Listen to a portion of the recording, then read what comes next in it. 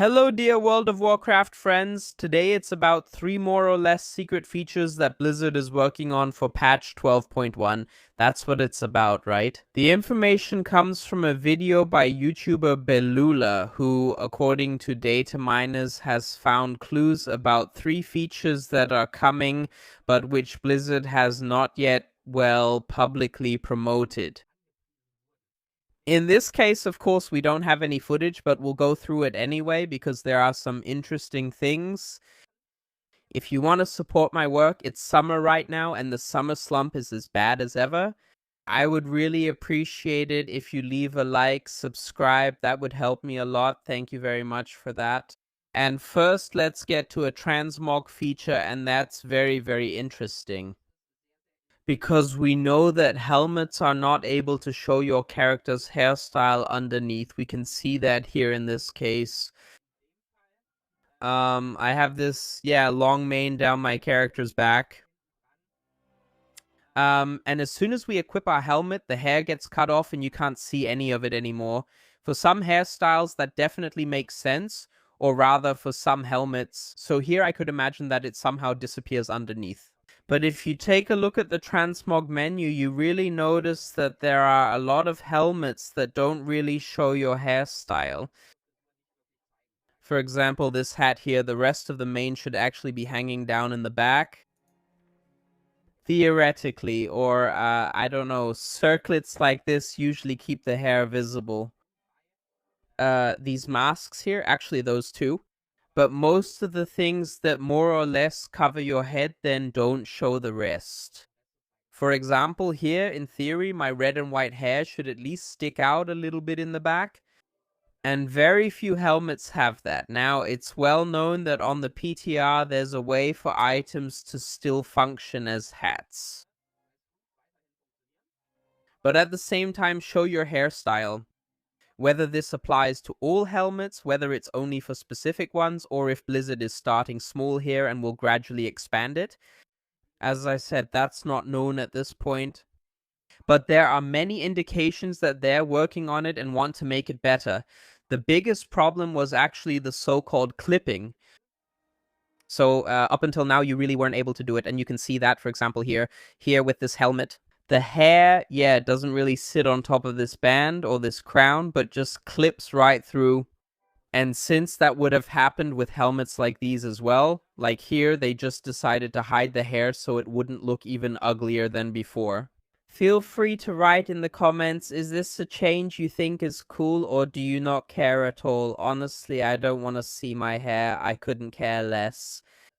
Point number 2 concerns books. And that's something that's already pretty specific, I would say, at this point. There are various achievements where, for example, you see here, read the following books, collect these books, and so on and so forth. You can find these things in many areas of the open world, and for example, there are add-ons that show you with a small marker when there's a book to be found somewhere. I haven't necessarily marked these things because honestly I don't read them, and to be honest, I don't really care about them. But for lore fans, it's a cool thing because everything is collected here. However, a big problem with this is that you can't read these books again. So in very rare cases, something will be put in your inventory that you can read again. In most cases, if you want to read this book again, you have to travel to the place where you found it. Or there are add-ons that will display these books again afterwards. In the files of patch 12.1, there are now some books with a new document attached, which has a new text on it. So what is meant here is this use effect when you right-click something. For many books, it now says, adds this document to your book collection. And it's pretty obvious that something must be planned because there isn't a book collection at the moment. So it's quite possible that in the future, maybe in this tab, Warband Collection, right now we have mounts, pets, toys, heirlooms, appearances, and storage slots. So it's quite possible that this will be expanded here with a tab for books, scrolls, whatever. And then in this menu, you can reread what the document in the farthest corner.